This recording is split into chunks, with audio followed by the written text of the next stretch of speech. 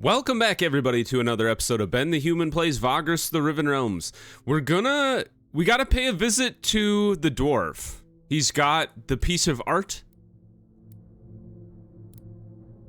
Yes, the exquisite, I don't know why I thought it was art. It's an exquisite weapon on behalf of Prince Faisal. Vagrus beckons one of his sons to bring forth the weapon the prince ordered. It is indeed meticulously crafted and beautifully adorned. I almost tried to say ordered. Its elegance and craftsmanship are evident, reflecting the work of a skilled artisan. The prince will most certainly appreciate the attention to detail and the clear effort that has gone into creating such a piece, for it is undoubtedly befitting of his station and stature. Here you go, mate. I'm sure this bad boy will be to the prince's liking. He adds as he hands it over, a glint of pride in his eye. You take the exquisite weapon. Well, that was easy. I also was thinking we could go to the Pandemonium Arena. I know for Gorgoro's loyalty, we're supposed to, like, become famous in the arena or something like that. Let's go to the arena and enter this week's fight roster. Taking part in the gladiatorial fights of the Pandemonium Arena means that you sign up for 3 consecutive rounds of combat. Only by winning all 3 will you get the prize. If you back out now, you can only attempt this next week. Well, you might as well. It takes 2 bros, but we have a ton. And our fighters are pretty good.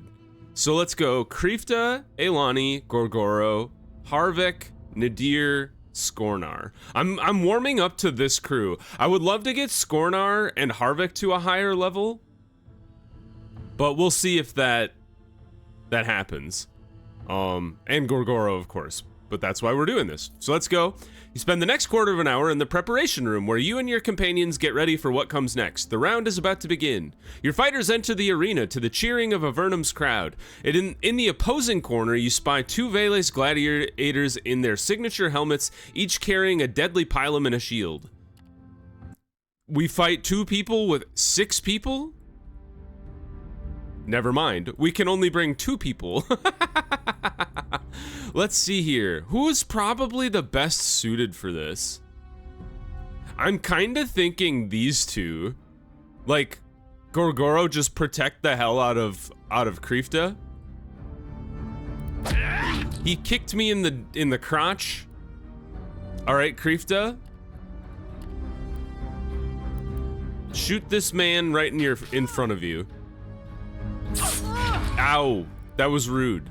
But this is why I brought Gorgoro, because he can rush in and just swap back. Good job evading. I'm a little upset that you exposed your ally, and then you got stabbed for it.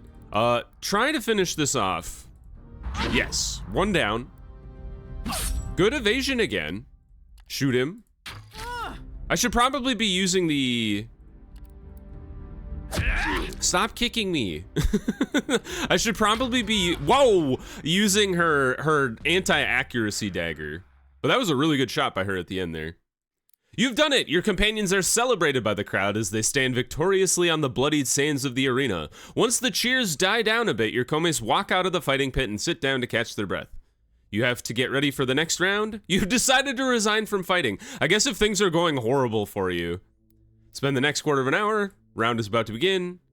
2 Murmillo gladiators. Oh man, okay. Definitely need another Gorgoro. Looks like he, like, recovered a bit. I'm kind of thinking maybe Nadir this time, because we need somebody to break their armor. They got 2 armor, so. Armor broken, and then just start dropping wards. I don't care if you block it. It's gonna burn you later, sir. Aha, suck it. There we go. And then just focus fire this guy with Gorgoro. And then summon your little demon guy. Maybe he'll distract. Exactly what I wanted to see. Well, I don't know what the hell that does. Did you heal yourself? Is that allowed? Scratch this man's face or burn his face. Ah, you got erased by the ward. Good job, Flamulous. Scratch him. Stab. Whoa, for 7. And then another ward, please. Oh, you bastard. He's smarter than I thought. Ward again. I wonder if he's gonna keep moving. Holy crap, doesn't matter. Gorgoro decided to crit this man into oblivion. You've done it! Celebrated by the crowd as they stand victorious on the bloodied sands of the arena. Once the cheers die down a bit, they walk out and sit down to catch their breath. On to the last round. A single gladiator and with a scutum and a gladius, as well as another lightly armored person. Just the two of the same people, or two of the first two rounds mixed up now. Aha, suck it. That guy's gonna go first, cause he kicking people around, not a fan. All right, don't dodge this. You bastard. Well, at least your friend ended up on top of the, on top of the thing. Oh, our Flamulus, come on out. Yes, please distract the enemy. Wait a minute, who said you get to go twice? burn the Vagrus. Haha, Gorgoro, I wish you wouldn't evade to a different, you know, like region, but that's fine. Scratch that dude, rush forward, end this life. Good job. You've already been warded, so I'm just gonna debuff you so it makes it harder for you to hit. Oh, my ward's gone. Whoa, he does 3 damage with that? That's pretty good. Poke. And the ward should finish him off. Nope, he crowd pleasered. Nope, he died anyway. I'm just imagining him raising his sword to the crowd and then he gets burned to death in a fiery column from the ward. Is amazing. You've done it, your companions are celebrated. That was the last bout. The games are concluded and you are crowned the winner. Lanista, literally they place a crown of olive leaves on your head and escort you out into the sands of the arena where the crowd celebrates your victory while city officials salute you from the grandstand. Then the editor takes you to the back where the preparation room is and she hands you your winnings and a small token of gratitude from the Pandemonium Arena for delivering on good fights. Our work is done. Cool. All right, well, we'll tell Gorgoro about that. I'm sure he'll be excited. Let's go ahead and leave Scoria. We should, the plan now is to head to Devon. Correct? So I want to start working on the heist. Yeah, just discuss them with Gorgoro to earn his respect. Yeah, so the Great Caper is what I want to work on for Garrick here. So we need to go to Larnac, we need to go to Salem, and then we need to go to Devon. So Devon, Caristiona is going to be the first one that we get here. So we'll go to Devon first. Let's look for stuff that we can do in Devon. Arkin, Larkin, Larnac. Ash is okay. That's on the way to Devon at least. We'll go ahead and grab that one. Lots of Larnac. Torzag Shelter I've definitely done before and it is pretty profitable. Lots of stuff for Larnac. They just want me to like turn around. Okay, we'll take the Torzag Shelter one. How much food do we have to get to Devon?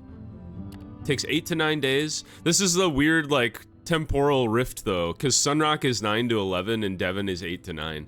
I wonder if that's because like they assume you're gonna cut like straight across the desert. I don't know, man. I don't know. I don't understand how that works. Let's see here. With 9 supplies, I think that's fine. I don't think I need to get another Beast of Burden right now. Yeah, we don't have any, I don't think we need to. Okay, we got movement. Let's head out. Let's head to Devon and start making progress on our heist crew, our Ocean's 11. Send our dudes out into the wasteland. They succeeded. Look at that. Who needs to buy supplies when you can just send your dudes out to scavenge and they find 84 supplies lying around on the ground? Or was it 50 supplies? Well, one of the two. All right, and we will pop into Amphalat here because you can buy supplies here for pretty cheap. That was part of why I was kind of banking on, like, not buying a bunch, like another Beast of Burden and whatnot. Because if you can just ask the next town over to sell you supplies for the same price, why not? Success again! Good job, team. We'll eat heartily tonight of mushroom stew. I had a mushroom stew once. It was okay. It was after like a day of intense mountain hiking too, so like I was like ready for anything, and I was like, this was okay. I'm not a huge mushroom fan, so can draw your own conclusions there about my taste preferences. All right, we're almost to the road. We have a mission to drop off with Ash, so we'll pop in here. I think, yeah, I was gonna say, doesn't Ash have its own pit fighting arena as well? Let's turn this in. Go ahead and organize a little more. There we go. What are we at? We have 6 days of supplies. Devon is claims to be 6 to 8 days away. That must be some sort of weird bug where you're in Avernum and it'll tell you Sunrock is further away than Devon. Which is fine. It's like pretty minor as far as bugs go. Whoops. Sorry, I didn't mean to leave the city. Sunrock, yes! Things to Devon, and smuggling things. I'm totally cool with smuggling stuff. I'm pretty good at it. Here, we'll put 2 of you in here. 1 of you doesn't get to go into the special pouch, but that's okay. How much does supplies cost here? Supplies do cost more money here. So let's go to the death pits. Sign up 1 of your companions for the next fight.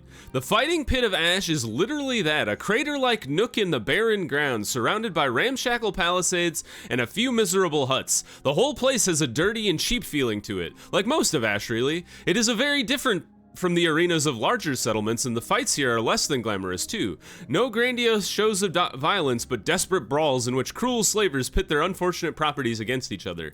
Outsiders are welcome to participate in case they get tired of their lives or are looking for a quick thrill, the pitmaster explains to you. Yeah, let's send in one of our person. Right then, the pitmaster nods. The admission fee's 8 changes, and after that's paid, there's no turning back. No matter how scary your chosen opponent looks. Still in? Still in. Sure. All right, who do we send is the question. Gorgoro's probably the best, like, soloer, because he can regenerate his health as he hits people. But he doesn't do a ton of damage. But I think it is gotta be Gorgoro, right? Ready for combat, your chosen companion enters the arena, although it is hardly the right word for the ash-covered barren hole where the action takes place. A few spectators loiter around the edge of the pit, not particularly excited, anticipating another quick and unspectacular brawl, hoping their low-stakes bets will turn a meager profit. Meanwhile, your companion's opponent emerges from the crowd and enters the pit. We have to subdue a savage Sharduk, a barbaric tribesman wielding a bone club. I've fought these dudes before. They're not too scary. Begin the fight. Haha, I go first. No more armor if you ever had it. Oh man, he does more damage than I do. Not that time though. Go ahead and stab him again. The good news is I should be regenerating health the more I hit him. Oh, this is gonna be close. Ah, barely won. I'll take it, though.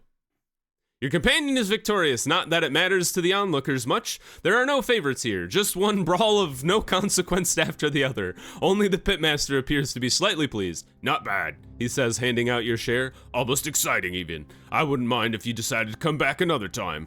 Leave it the fighting pits. We got 13 changers. That is, like, not worth it. Although I can talk to Gorgoro about having fought. Although he's the one doing the fighting. Isn't that weird? Anyway. Oh, I guess no supplies to be had out here in the Grey Wastes or whatever it is. Let's talk to Gorgoro tonight. We'll ask what he thinks about what we've done so far.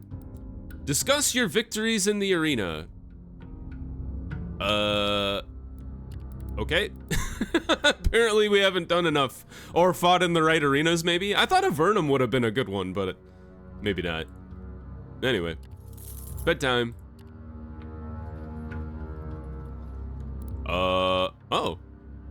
You spot another comitatus ahead, signaling to you from a distance. Apparently, they require assistance. You have nothing to infer their situation from, nor are you sure they would be able to that you would be able to provide any meaningful aid. The comitatus is a very small one, and the area they occupy is flat with no discernible features, so an ambush is quite unlikely. Why don't we approach them? Oh, we've definitely run into this thing before. You can offer to sell them one of your beasts, or you can buy their stuff at a premium. So let's go. How much we have a ton of resourcefulness. Why don't we spend it? Success. We can buy their supplies. I would love to see my own inventory, but I don't think the game is gonna let me look at it. So what's a good, we don't need the storage. I think the scrap metal is viable. I mean, like, the supplies just make sense. Oh, you could buy more supply, or scrap metal. All right, I think that's good. Yes, perfectly done. We had no more space. I was gonna say, I think we've probably used up one stack of supplies. No need to fight the Hanjari. I think I'm on like okay terms with the Hanjari, so I would hate to risk that for some meager loot. Into Sunrock. Now here's where we might want to pick up some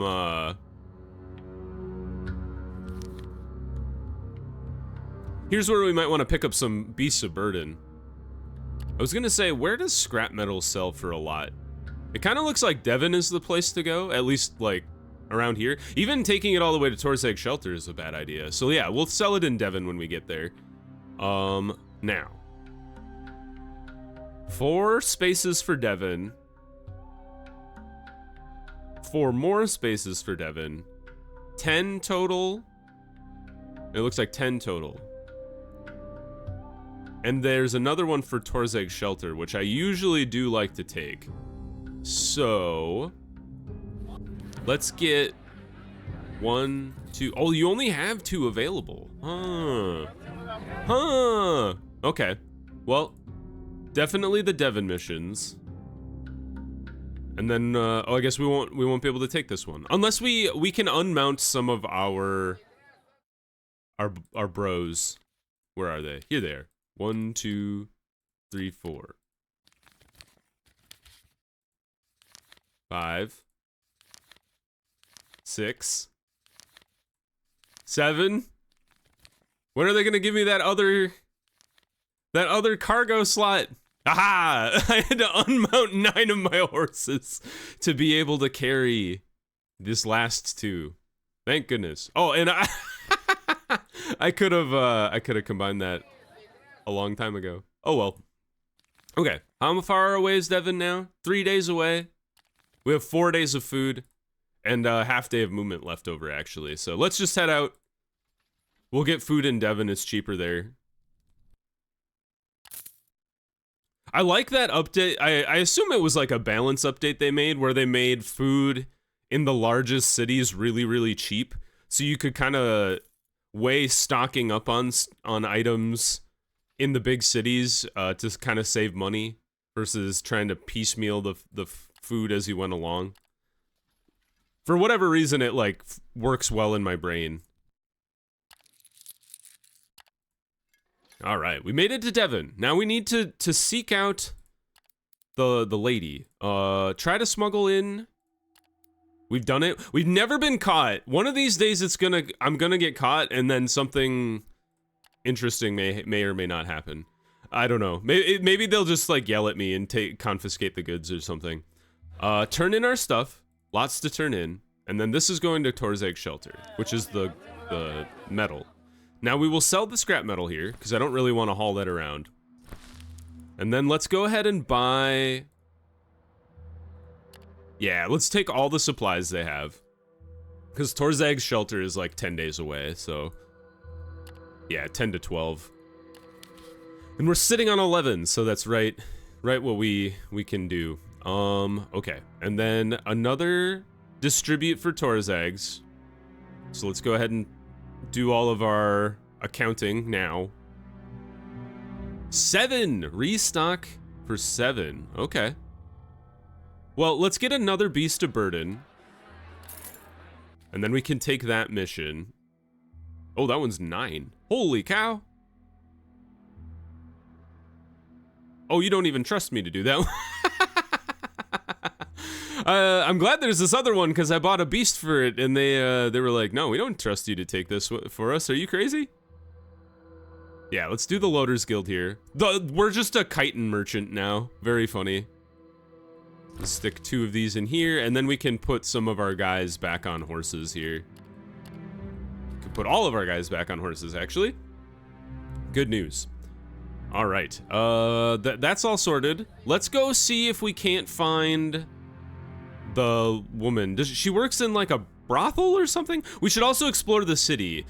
Somebody told me in a comment like ages ago that you could find the Dwarven Compass on a random stroll in one of the big cities. Just as you are leaving a fine establishment in the gardens, you run into something of an altercation. On one side is an ornate, if old, carriage, black drapes and silver frame in a lean and twisting design. The elaborate snaking patterns carved into the metal continue on chitinous armor of 2 pairs of magically controlled Yurg drawing the coach. 4 dark elven soldiers stand beside it, their faces contorted in cold anger. On the other side is a group of city guardsmen shouting angrily at the carriage's escort. As far as you can tell, the argument is how the dark elven coach is parked. Of course, why would we care?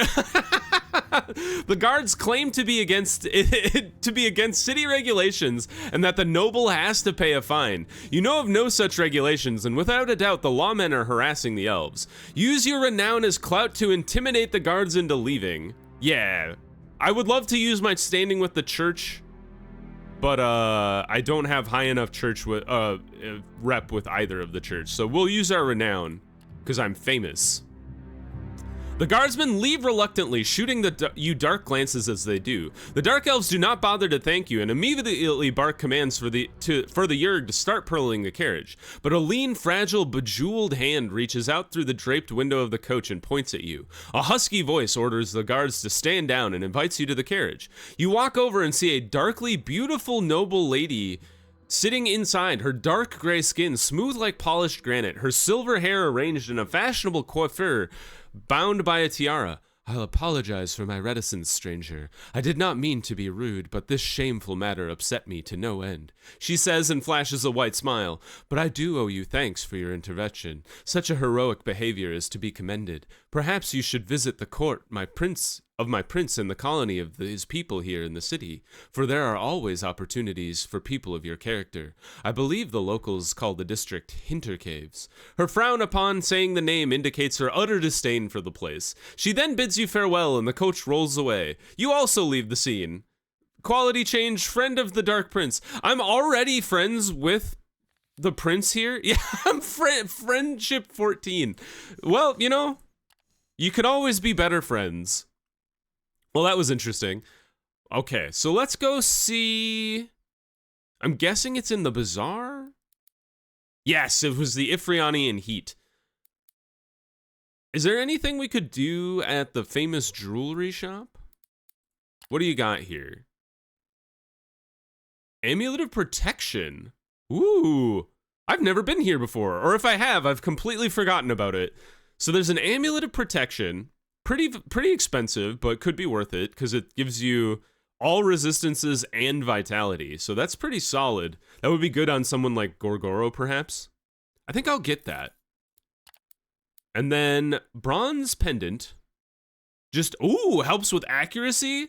Give that to Garrick, perhaps. Does he always be missing those gunshots? And then all resistances and magic sense. Also, Amulet of Concentration. I'm not really sure what channeling is, so I think I'll stick with just the 2 that I bought for now. Hall of Trade. Skornar wants to sit down with the capos. We're gonna do all the companion missions today. Let's do that before I forget.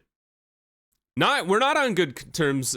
Since Skornar is no longer welcome by the Carpenters Guild, you will have to call a meeting of the capos for yourself and smuggle him in so that he can say his piece. Are we gonna get ourselves killed or attacked? There are several ways to go about this. There is also a good chance of all this going sideways. We could have had good rep with Venari, which we don't have. We could have had good terms with the Carpenters, which we also don't have. We are famous, so we could do that, or we could, well, let's just use our fame. We've been throwing our weight around a lot. The meeting is, excuse me, the meeting is set and you arrive with Skornar at your side as your guard. A hood pulled up into his face and a long cloak are sufficient to hide his true identity. Besides, he has not been to Devon for a long time. The two of you are ushered into a large, well-lit room where several marble statues dedicated to the saints of the guild are displayed beneath crystal lamps.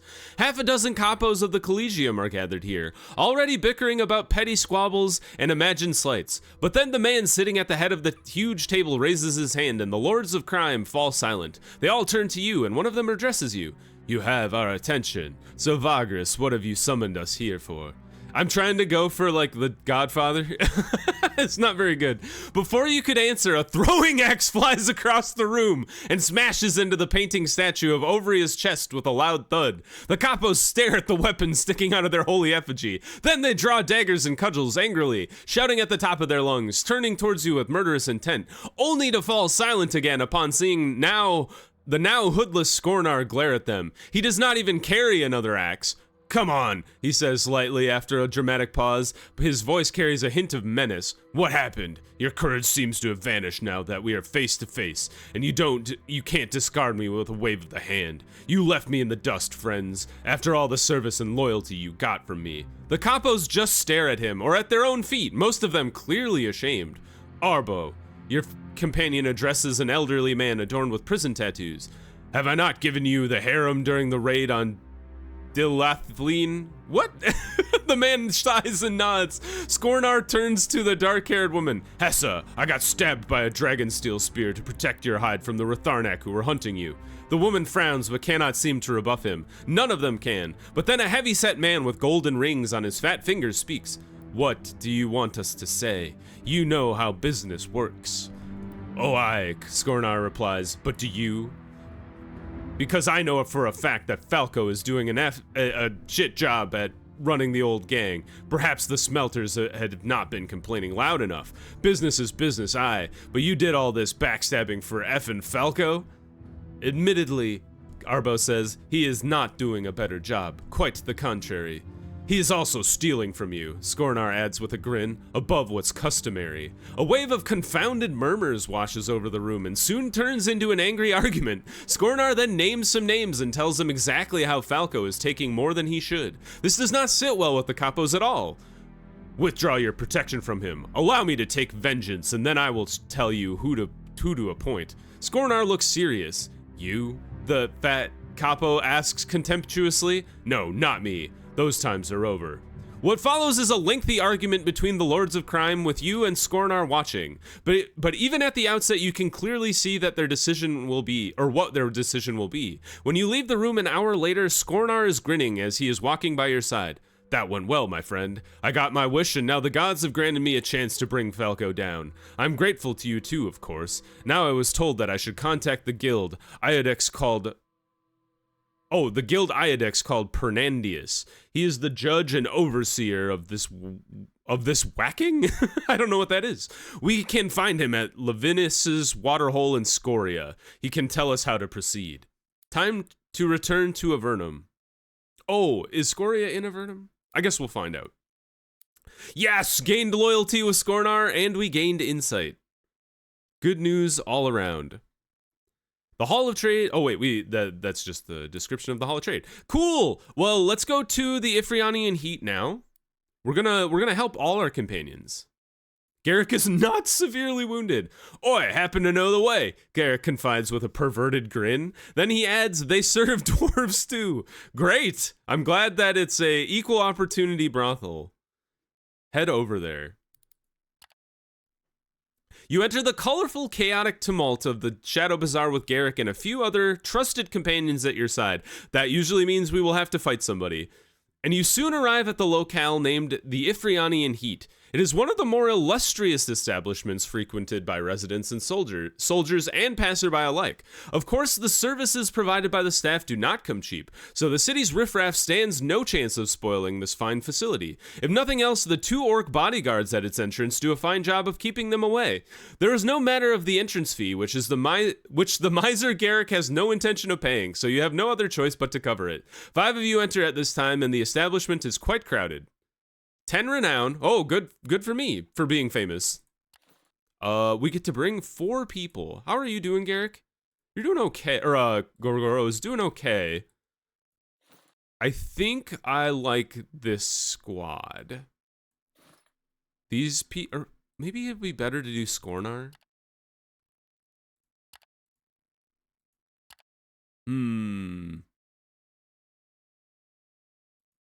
I think we'll stick with this. Well, no, I want somebody more of a frontline person, because we'll put Garrick and Nadir behind Gorgoro and Elani. So I think that's good. Let's go with that. Inside, you are almost overwhelmed by the thick scent of perfume and incense, as well as the sight of sheer luxury. The walls and floors are overflowing with marble reliefs, while jugs and plates made almost exclusively of bronze lie about, laden with exotic fruit. The lanterns illuminating the place are magically imbued with crystals, and the slaves are clean. On the settees and intricate carpets, rich merchants, traveling nobles, and other wealthy people welter, pampered by the most beautiful whores you have seen in a long time. Amidst all these dazzling distractions, you make your way to the main bar, which is supported by milk-white ivory columns in classical imperial style. You are greeted by a man with a scented beard and heavy makeup who smiles at you warmly. "Welcome, dear guests," he purrs. "I'm Bande, and I'll be your servant today. How may I attend your needs?" You tell Bande that you're looking for Caristiona. "Many are," he nods. "Luckily for you, she is free right now. You'll find her in the green room. Payment shall be settled with her, or her bodyguard." Bande chuckles and hands you a small piece of greenish mineral, then points you towards the Ifriani's upper aisle. "One client at a time," the bartender adds when he sees that Garrick is trying to accompany you. You decide to climb up on your own, leaving your companions in the bar. You find several chambers that are marked by differently colored curtains. You approach the green one. An orc guard stands in front of the entrance but simply waves you inside upon seeing your piece of mineral. "Came to look into my many eyes?" a sweet voice asks from the chamber beyond. You pull back the curtain. Whoa! She's got bug eyes. You step into a small cozy boudoir filled with cushions and decorated with tapestries displaying intricate motifs. Lamps hang from the ceiling in a complex pattern, and somehow the whole arrangement reminds you of a spiderweb, adding to eerie ambience. Reclining atop a heap of pillows, you glimpse a remarkably beautiful lithe woman. She is completely hairless, including the top of her head, but the proportions of her face and body along with her skin are perfect in an odd sort of way. By the rule of elimination, she must be Caristiona, the one that you're looking for. She seems to be sleeping, yet she somehow senses your presence.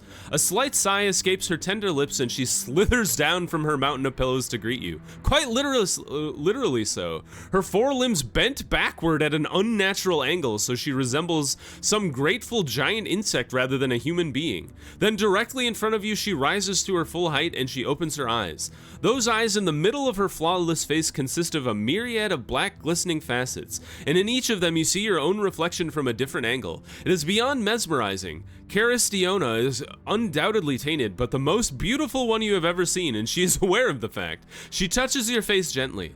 "So, what is it you desire?" she whispers, and her voice begins to have an odd effect on you. You take a deep breath and try to concentrate.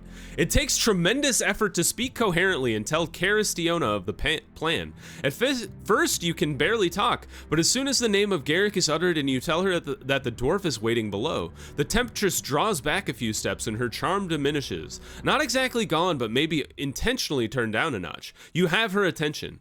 When you are finished with the account of the heist's plan, Caristiona sits down, delicately crossing her long, spindly legs. She raises a twig-like index finger to her lips in consideration. "That sounds actually intriguing," she finally says. Her voice is timid and full of hidden menace at the same time. "I must admit that I was becoming bored by my current circumstances, yet there is one small problem. You have expected as much, so you ask her what it is. The answer does not come as a surprise. It is the Ifriani's owner, Tester, I'm afraid he considers me, or at least my body, as something of an asset, and his personal property. If we are to leave, we have to be extremely elegant about it. You nod towards the window in the back wall of her boudoir, and then suggest her slender frame should fit through it without a problem. Yes, but there are guards in the courtyard below for precisely this reason, she replies. Maybe if you'd take care of them? You could walk out of here pretending our tryst was concluded to your satisfaction. Exit the Ifriani and then round the building and give me a sign once you're done with the guards. There isn't so much wrong with this plan, but upon seeing Caristiona's melancholic smile, you feel simply compelled to obey. You can see why Garrick suggested her for the heist. Proceed with her plan. You wait for half an hour or so in Caristiona's chamber before returning to the bar in order not to raise any suspicion. As you exit the temptress's chambers, you make your way through the whorehouse, heading for the street, and trying to look as innocuous as you can. Thank you for your visit. Come again when you can. Oh wait, that was Bande. Thank you for your visit. Come again when you can. Bande shouts after you as you step out into the yard. Garrick accompanies you along with the other Comes. Hold there. Where's Carrie? Oh, hold there. Where's Carrie? Didn't you manage to convince her? I should have gone with you. I should have gone instead of you. I know how to deal with them females. You explain to him quickly what the situation is. Oh, I see. He grins. Let's get it over with. You look around outside to make sure no one is watching you, and then quickly turn the corner and head into the walled courtyard behind the establishment. Not too far above, you can see the prostitute's window, one of which, the one with the green light, belongs to Caristiona. Down in the courtyard, a handful of guards loiter. Let us try. We did not. Combat is unavoidable at this point. From the shadows of a nearby warehouse building, you and your companions make as much suspicious noise as possible. When the guards become alerted, you quickly disappear immediately to circle back to the now vacant post. But something goes awry. Halfway to the back of the whorehouse, you are greeted by a squad of thugs. Thought you're the first to steal one of our girls. Adam, lads, the goons rush forward. Oh, you guys are nothing. There's 3 of you? I guess there's 4 of my people. Garrick, get out there. We're going to put Nadir behind Elani, because I think Garrick can function okay at the front. All right. Bust this, or should we bust this guy? I'm assuming you have more armor, so I'm gonna smack him. Shoot the orc for 7. He likes to do the slice and dice, not so bad. 2 damage is not the worst. Stab him, and then light him up with a fireball, Nadir. He's dead. Oh, he came back to life, you bastard. He's got to move forward. He's sliced and diced me again. He did that. It was like the exact same combo. All right, he's dead for real now. Garrick, reload. Elani, poke this person, or actually try to stun the guy. Yes, good job. Incoming. Haha. Let's throw down a ward under the shield man. Poke the... Who? He's still stunned. So let's try to take out the shield guy if we can. How did you end up over there? How did this happen? Throw down a ward, because we'll damage him a bit. Actually, we might kill this guy anyway. Gunshot? Yes, well done, Garrick. And he burned to death. Good job, team. Do we have to keep fighting? Your companions overwhelm the Ifriani's henchmen one after the other until finally the last of them goes down. Although you make sure not to kill them, it would not be clever to slay henchmen for this rescue mission. You quickly search them and then return to the brothel's back to get Caristiona to safety as possible, as promised. You give a sign and soon the concubine's head appears through the green glowing window above. Upon seeing the coast is clear, she briefly nods and then begins her ascent. It is unlike anything you've seen. The tainted girl pushes her slender limbs through the narrow window and then proceeds to climb down the wall on all fours, head first, like a strange spider. It is simultaneously a frightening and beautiful sight to behold, almost certainly astonishing. Finally, she reaches the ground where she twists her extremities in an impossible manner to reshape herself into a relatively normal human form. Shall we go then? She asks with a wry smile of hers. And good evening to you, Garrick. How is that nasty disease of yours? Gross. The dwarf blushes, very uncharacteristic for him, and then grumbles something inaudible and bows his head to Caristiona. You think it is definitely time to go. Ooh, we got some stuff. Your team and Karistiona quickly leave the immediate vicinity of the Ifrianian heat. The tall, slim girl with insect eyes paces at your side with an expression of childlike glee on her face. "I think we'll make quite a pair, Vagrus," she says in a low voice so that only you can hear. As a shiver runs down your spine, you get a strange feeling that she is right. Return to the Comitatus. Heck yeah. All right, well, that was a fun episode. If you guys enjoyed, click the like button. It helps me out a lot. If you want to see more Vagrus, the Riven Realms, or the other videos I have going on the channel, subscribe to the channel. That also helps me out a lot. But until next time, everybody, I hope you have a good one, and I'll see you in the next video. Bye-bye, everybody.